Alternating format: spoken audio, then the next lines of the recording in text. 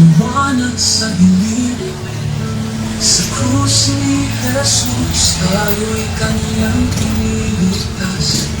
Sa pag-ibig sa atin siya'y Kanyang inalay. Sa piling na buhay ay nawala ng lumbay. O Diyos, ang iyong pagmamahal, aming kanlungan. Sa pag-ibig mong wagas, kami nagpapasalamat. Sa anak mong nagbuwis, kami binigyan ng buhay. Sa pag-ibig mo sa amin, siya'y iyong ibinigay. Sa mga pagkukulang, kami iyong pinatawad. Kami iyong inaga, sa pag-ibig mong dakila. Sa bawat tibok ng puso, kami nagpapasalamat. Sa pag-ibig mo, O Diyos, kami sa'yo'y nagmamahal ng tapat. Pag-ibig na walang hanggan, liwanag sa dilim. Sa krus ni Jesus, tayo'y naging ligtas. Sa pag-ibig sa atin siya, Kanyang inaalay. Sa piling na buhay ay nawala ng lumbay. Diyos, ang iyong pagmamahal, aming kanlungan. Sa pag-ibig mong wagas, kami nagpapasalamat. Sa anak mong nagbuwis, kami binigyan ng buhay. Sa pag-ibig mo sa amin, siya'y iyong ibinigay. Sa mga pagkukulang, kami iyong pinatawad. Kami iyong inaga, sa pag-ibig mo nakita. Sa bawat tibok ng puso, kami nagpapasalamat. Thank you for watching Team for Jesus. Thank you Sister Pastora. Thank you. O Diyos, ang iyong pagmamahal, aming kanlungan. Sa pag-ibig mong wagas, kami nagpapasalamat. Sa anak mong nagbuwis, kami binigyan ng buhay. Sa pag-ibig mo sa amin, siya'y iyong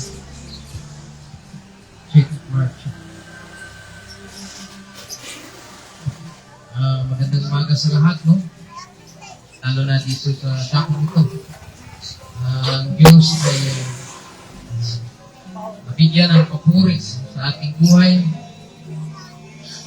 Lalo na sa mga sandaling ito ay ating Panginoon ay paparating ang kanyang mga plano sa bawat buhay ng bawat isa. Lalo na yung paghahanda natin sa pagbabalik ng Diyos, mga kapatid, ay napakalaga. Sabi nga ng Diyos, maatin man ang buong mundo, maatin man ang lahat dito sa mundo ito. Ngunit, kung tayo'y lilisan na, sa mundo ito, maiiwan na po natin, mga kapatid, ang ating mga profession, kayamanan, pera, kung ano man ang meron tayo, may iwan natin dito sa mundo ito. Ngunit sabi ng ating Panginoon, ano ba yung pag-asa ng tao? Ano ba yung pag-asa ng tao? Hanggang dito lang ba sa mundo ito? Sabi ng Panginoon, there is a life. Mayroon pa tayong pag-asa na sa pagbalik ni Jesus Christ, makasama po tayo, mga kapatid. Sabi ko nga na itong buhay natin sa mundo ito ay dito lang to, mga kapatid. Hanggang libingan lamang. Kung ako'y mamamatay, ano man yung nagawa ko sa mundo ito, ay hanggang libingan lamang. Ngunit ang sabi ni Jesus Christ, bago tayo lilisan sa mundong ito, nagkaroon tayo ng connection sa Kanya. Mayroon tayong pananampalataya sa Kanya. Kahit nasa bahay ka man, kahit sa sasakyan ka man, o sa daanan, sabi ng Panginoon, magkaroon tayo ng paniniwala sa Kanya. Sabi ng Romans chapter 10, verse 9 to 10, if thou confess with thy mouth the Lord Jesus, and believe in thine heart that God hath raised Him from the dead, you will be saved, mga kapatid. Maligtas tayo kung ang ating paniwala ay ilagay natin sa ating Panginoong Hesus na namatay sa krus para sa ating lahat. Kung mayroon man tayong itataas o ipangaral, wala na pong iba kundi ang ating Panginoong Hesus na namatay sa krus para sa ating lahat. For this is the way of God for salvation. Ito yung paraan ng Diyos upang tayo'y maligtas. Itong ginawa ni Jesus sa krus, marami pa rin ang hindi nakakaalam na ang pagkamatay ni Jesus sa krus ay isa itong paraan upang tayo'y maligtas, mga kapatid. Dahil sa mundong ito, mga kapatid, darating talaga ang araw. Mga kapatid, example na lamang kung darating ang napakalaking lindol o kung ano mang sakuna. Mga kapatid, ang tanging sinasambit ng tao ay ang Panginoon lamang. Darating ang bagyo, ang sinasambit ng tao, Panginoon lamang. Hindi na natin masasambit yung ating kayamanan o anuman tayong, mga kapatid, sabi ng Panginoon, kung mayroon man tayong kayamanan o pera sa mundong ito, i-enjoy natin kasama ang ating pamilya, mga kapatid, ano man ang narating mo sa buhay, successful ka man sa buhay, mga kapatid, mayaman ka man o dukha, kinakailangan din natin ng Diyos na bigyan ng panahon, mga kapatid. Sapagkat, sabi ko nga, ang tao ay mayroon talagang nagmayari sa atin. Ang nagmamayari sa atin, ang dakilang Diyos na lumikha ng langit at ng lupa at ng karagatan at ng buong siyang katauhan. May nagmamayari sa atin, yung Diyos na makapangyarihan sa lahat, na lumikha ng buwan, araw. Alam niyo, mga kapatid, mahal po tayo ng Diyos. Sabi niya, na itong araw, pinasikat sa masama at mabuti. Sa mundong ito, may dalawang tao, mabuti o masama. Ngunit, mahal pa rin tayo ng Diyos. Ang araw na yan ay nagpapatunay ng dakilang pag-ibig ng Diyos sa bawat isa. Ang araw ay pinasikat sa masama at mabuti. Mga kapatid, kung ang Diyos ay masama sa mga hindi mabuti sa Kanya, pinatay niya na sana tayo. Ngunit ang Diyos ay mapagmahal pa rin. Binigyan tayo ng libreng hangin upang tayo ay makahinga. Ibig sabihin, mahal na mahal po tayo ng Diyos, mga kapatid. Safety tayo araw-araw. Hindi tayo nagkakasakit.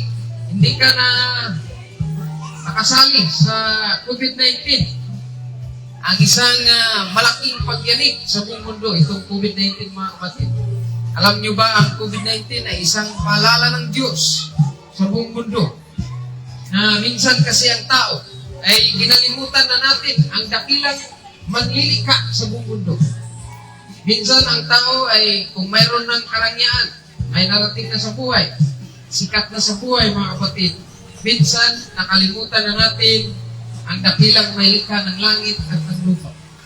Mga kapatid, kung ang karagatan ay mawala ng tubig, ang mga isda ay mamamatay. Ang lupa, kung wala na itong lupa sa atin, ang mga kahoy ay mamamatay. Mga kapatid, ang tao ay ganun pa din. Kung wala tayong connection sa Diyos, kung wala tayong paniniwala sa Diyos, pagdating ng panahon, kung kukunin tayo ng Diyos, mga kapatid, ang sabi nga ni Jesus Christ, ang buhay ng tao ay isang kagaya ng damo. Darating ang araw, ito'y malalanta at babalik sa lupa. Ganun na lamang ang buhay ng tao, mga kapatid. Pero sabi ng Panginoon, nung namatay, ang kapatid ni Mary at saka ni Martha, 4 days in the grave, mga kapatid, 4 na araw na sa libingan si Lazaro. Ngunit, binuhay ng ating Panginoong Hesus si Lazaro, kapatid ni Mary at ni Martha. Isang pagpapatunay, mga kapatid, when we obey the Lord Jesus Christ, when we believe on Him, when we follow Him, mga kapatid, there is a life after death. Mabuhay tayo muli. Ito yung pangako ng ating Panginoong Hesus. Kung ang mga Christian, mga followers of the Lord Jesus Christ, when we die, mga kapatid, sabi niya, kahit tayo'y mamamatay, mabubuhay tayo muli kung tayo'y may paniniwala sa ating Panginoong Hesus.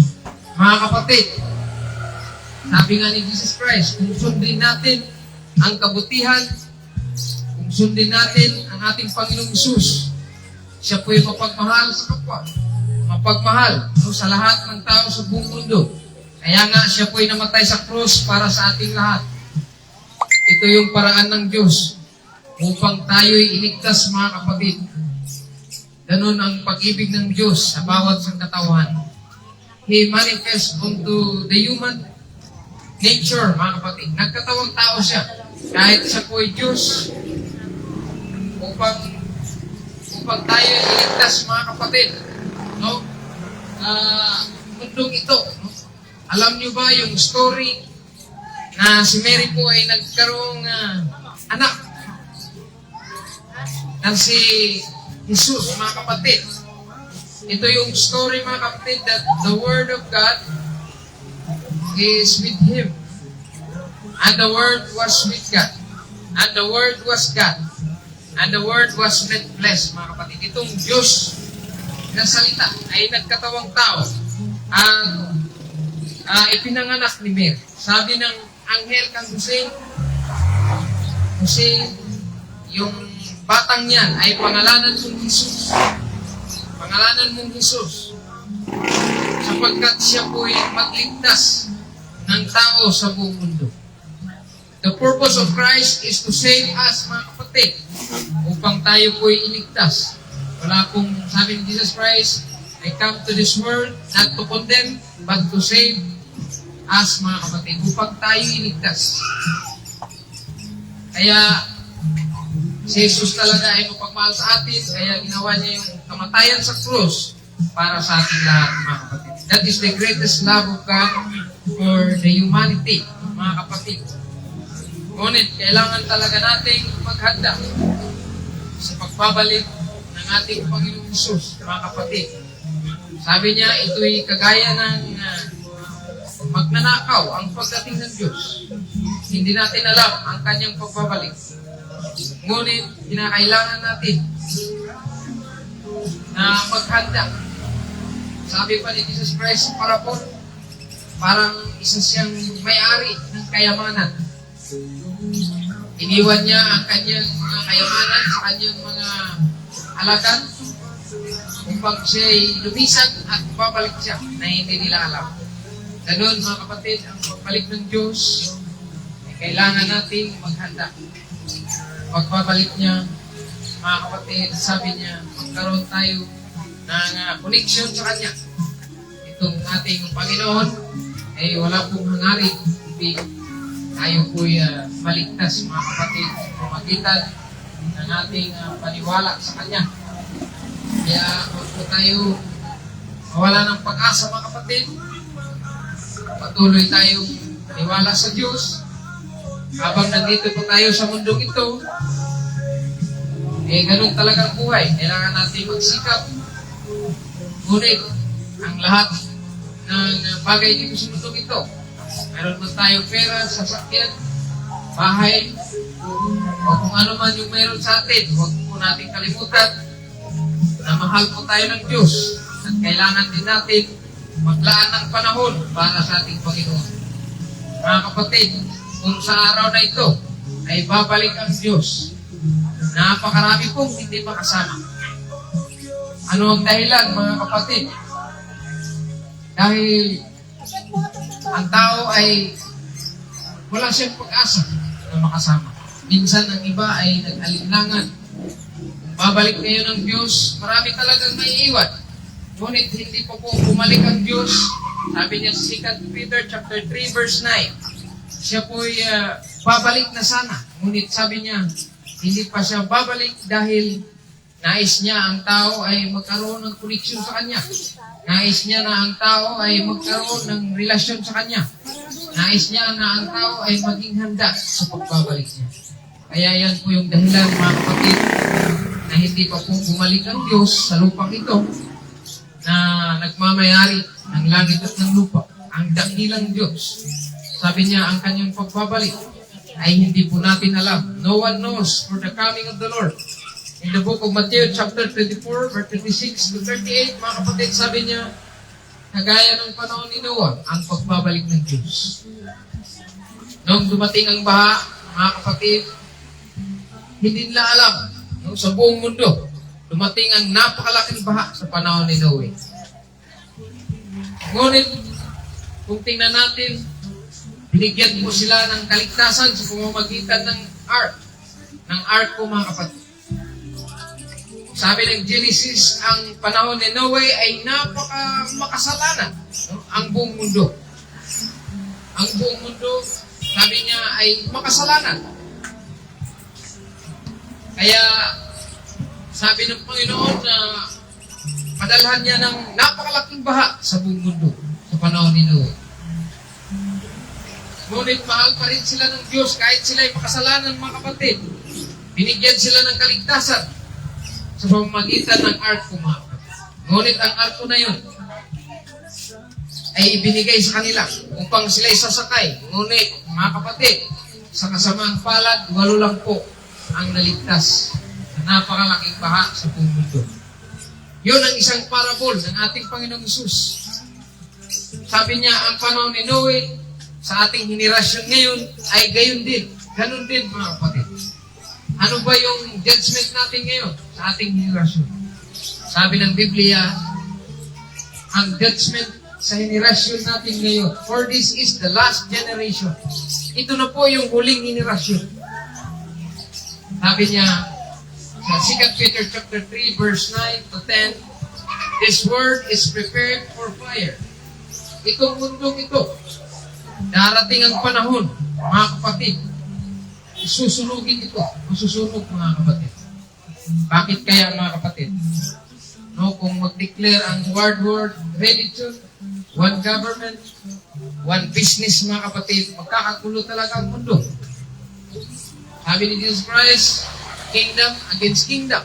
Posibleng mag-away ang bansa at saka ibang bansa din. Gaya ng North Korea, Russia. Kung mag-declare ang buong mundo ng isang gobyerno, marami pong hindi sumabay nito. Marami pong hindi magsangayon nito. Dahil may kanya-kanyang pong gobyerno ang bawat bansa, mga kapatid. So darating talaga ang napakalaking gulo sa buong mundo. Gaya na naman ng napakalaking missile, no? Ng North Korea. May missile din ang Russia. Mga kapatid, saan kaya gagamitin yung mga gagamitan na yan, mga kapatid? Siyempre, preparation yan sa napakalaking gulo sa buong mundo. Ngayon, pag dumating ang kaguluhan na yan, mga kapatid, hindi lang sa politika ang kaguluhan, mga kapatid. There is wickedness, mga kapatid. Itong one religion. Pag mag-declare na ng one religion sa buong mundo, isa lang ang religion. Mga kapatid, marami rin. Hindi sa ngayon ito. Kagaya na naman ng mga kapatid nating Islam. Ang Islam ay hindi po papayag na may isang religion sa buong mundo. Mga kapatid, napakaraming religion sa buong mundo. Ito yung sabi ng ating Panginoong Hesus na darating talagang panahon na kung may World War III, may World War IV, and this is the end of the world. Magugunaw talagang mundo. Lalo na puputok yung napakalaking missile na tinatago ng bawat bansa, mga kapatid. Kaya, sabi ni Jesus Christ, kung darating itong panahon na ito, mga kapatid, handa na ba tayo? May katiyakan ba tayo, mga kapatid, na ligtas tayo? Ligtas ang ating pamilya? Mga kapatid, sabi ni Jesus Christ, kung dumating man ang mga puntong yun, Lalo na yung sinabi niya sa Matthew chapter 24, mga kapatid, verse 23, napakalaking lindol na dumating sa buong mundo. Mga kapatid, yung 7.6, takot na tayo mga kapatid. Alam mo ba, hindi na natin sasambitin yung sasakyan natin. Hindi na natin sinasambit yung pera natin. No, ang sinasambit natin pag dumating yung lindol, Panginoon, tulungan mo kami. Tulungan mo ang aking pamilya. Mga kapatid, ganun din sa pagbabalik ng Diyos. Kaya nga, sabi ng Panginoon, let this mind be in you. Hayaan nyo na ang inyong pag-iisip ay kagaya rin ng ating Panginoong Isus na kailangan nating paghandaan, mga kapatid, ang mga araw na ito, mga kapatid. Ngunit sinabi ng ating Panginoong Isus, huwag kayong mag-alala. John 14:1-3, let not your heart be troubled. Ye believe in God and believe also in me. In my Father's house are many mansions. If not that, ito ay sinabi niya, pag hindi ito totoo, hindi ko po sasabihin sa inyo, I will come again. Babalik ang Diyos. Sabi niya, I will come again. You will be with me forever. Kung mayroon tayong connection sa Diyos, kung handa tayo, kung may paniniwala tayo sa Diyos, mga kapatid, sabi niya, kukunin muna. Kukunin ng Diyos ang mga tao niya. Kukunin ng Diyos ang lahat ng sumasampalataya sa Kanya. Bago man mangyari ang mga bagay na ito, ay kukunin ng Diyos ang Kanyang mga tupa. Mga kapatid, nasabi ko sa inyo, kung babalik ang Panginoong Isus, sino ba ang Kanyang kukunin? Ang mabubuti o masama? Kung babalik si Jesus, sino kaya ang Kanyang kukunin? Ang sumunod sa Kanya o yung mga hindi sumunod sa Kanya? Kaya mga kapatid, si Jesus po ay ang ating itataas sa ating buhay. Alam nyo, hindi relihiyon ang aking ipinangaral, kundi si Jesus lamang. Dahil ang relihiyon, hindi po makaligtas sa atin yan. Ang relihiyon ay dapat magturo patungkol sa ating Panginoon. Si Jesus lamang ang makaligtas sa atin, hindi relihiyon. Hindi tao ang makaligtas sa atin. Sabi nga ng Bible, even the angel cannot save us. Hindi makaligtas sa atin kahit anghel. Kundi ang makaligtas sa atin, ang ipinangalan sa Panginoon sa Biblia, mga kapatid, the only name that can save us is the name only begotten Son of God, which is the Lord Jesus Christ. Siya lang po ang makaligtas sa atin. Hindi si pastor ang makaligtas sa atin. Hindi kung ano man sa mundong ito. Sabi ng ating Panginoon, walang ibang makaligtas sa mundong ito, kundi ang Diyos lamang namatay sa krus para sa ating lahat.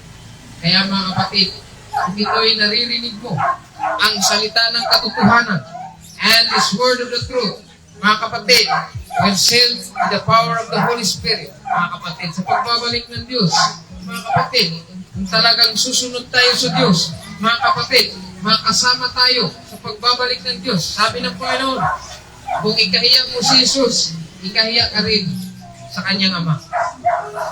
Mga kapatid, ang kaligtasan ay ginawa na ni Jesus sa krus para sa ating lahat. Sabi nga, ano ba yung paraan? Ano ba yung purpose ng kamatayan ni Jesus sa krus? And the purpose of the death of Jesus Christ on the cross is upang tayo'y iligtas, mga kapatid.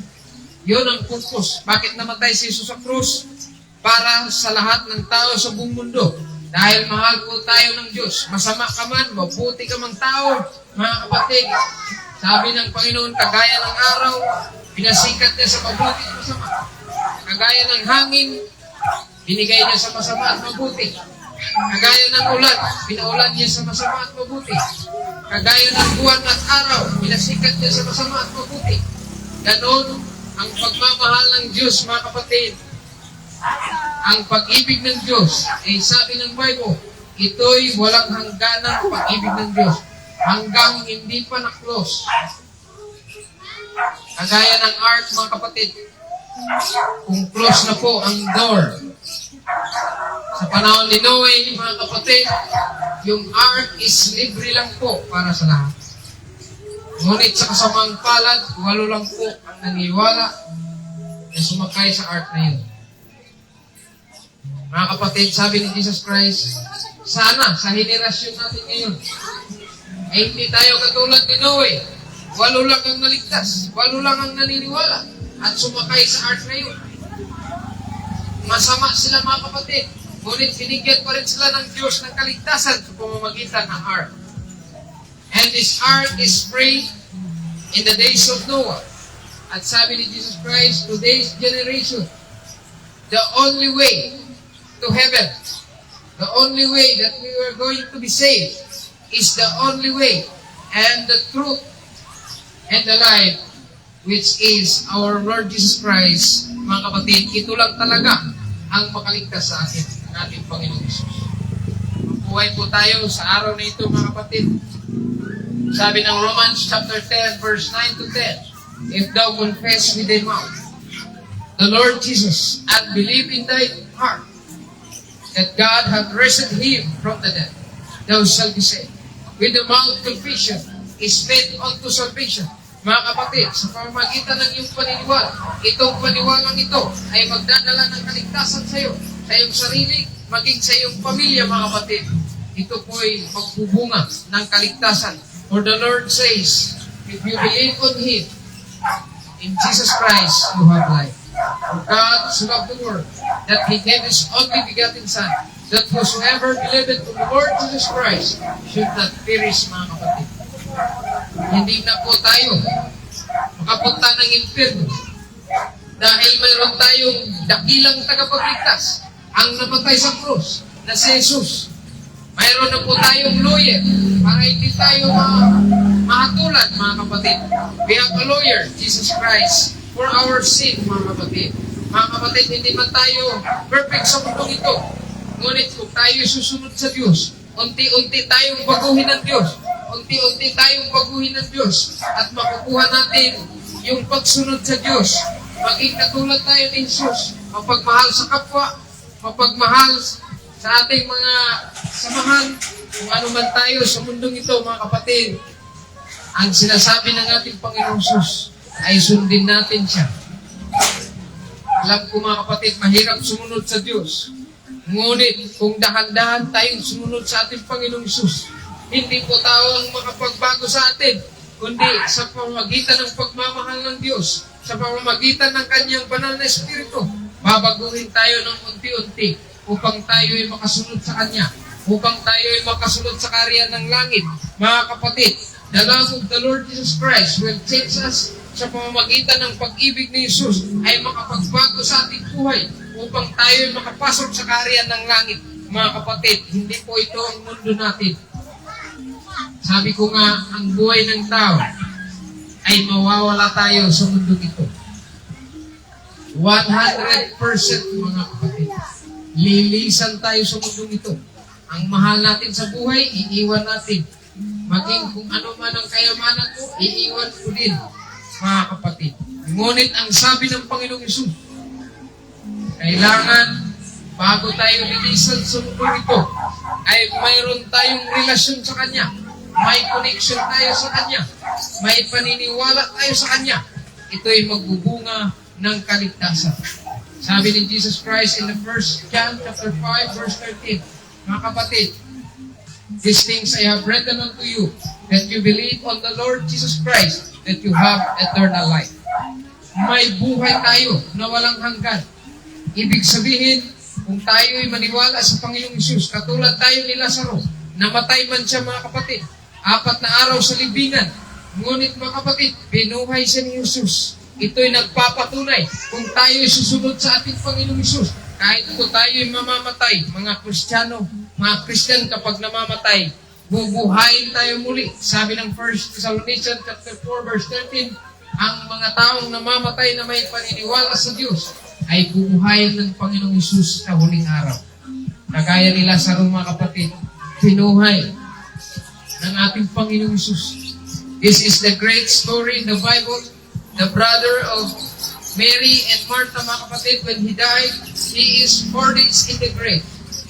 4 na araw niya sa salibingan. Ngunit binuhay ni Jesus to prove that He is the owner of our life. He is the way to heaven. He is the truth. Walang ibang katotohanan, mga kapatid, kundi ang ating Panginoong Jesus Kristo lamang. Hindi relihiyon ang katotohanan. Hindi pastor ang katotohanan. Hindi mangangaral ang katotohanan.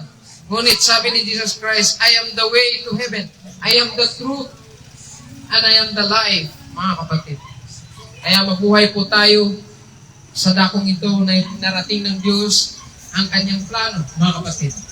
Na maging handa po tayo. Ihanda po natin ang ating sarili. Maging ang ating pamilya sa pagbabalik ng Diyos. Mga kapatid, itong buhay na ito ay dito lang to sa mundo ito. Mawawala lahat ito, mga kapatid. Gaano ka man kasikat sa buong mundo. Ngunit, mga kapatid, kung darating ang araw na lilisan na tayo, mga kapatid, sabi ng Panginoon, when we stand before Him, kung tayo'y tatayo sa Kanyang, mga kapatid, kung tatayo tayo sa Kanya at sasabihin niya, ano ba yung nagawa ko sa mundo? Ikaw ba'y sumunod sa akin? Ikaw ba'y naglaan ng panahon para sa akin? Mga kapatid, yun ang tanong ng ating Panginoong Isus. Kung tayo'y tatayo sa Kanyang harapan, ano kaya ang madadala natin?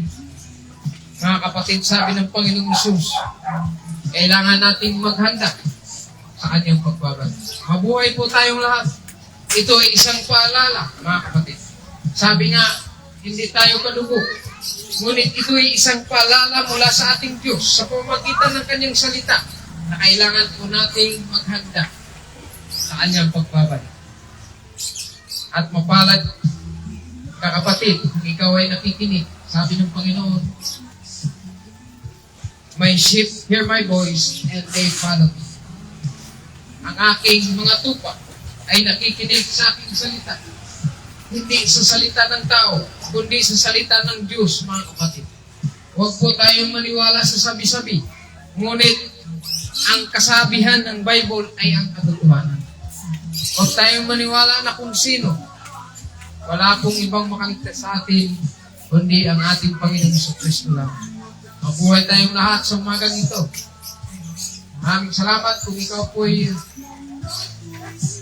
nakaintindi sa salita ng Diyos. Kailangan po nating manalangin sa umagang ito, lalo na sa dakong ito, na kung gusto mong makasama at kasama ang iyong pamilya na maging handa, ay kailangan nating manalangin. Panginoong Hesus, ako po'y naniniwala, Panginoon, na ikaw po'y namatay sa krus para sa aming lahat. Maraming salamat, Panginoon, sa kaligtasan na ibinigay mo sa amin. Pinupuri kita, Diyos, ang aking panalangin na isulat mo ang aking pangalan sa aklat ng buhay na sa iyong pagbabalik ay makasama ako, Panginoon. Maraming salamat, Panginoon, sa kaligtasan. Ako po'y naniniwala sa iyo na ikaw lang ang tanging daan patungo sa langit. Wala nang ibang kaligtasan kundi ikaw. Ang ginawa mo sa krus ay isang kaligtasan, Panginoon, para sa amin lahat. Maraming salamat. All the glories belong to you, Lord Jesus. When you come to this world, we will be with you. In Jesus' name I pray. Amen. Maraming salamat po sa pakikinig. God bless po sa ating lahat.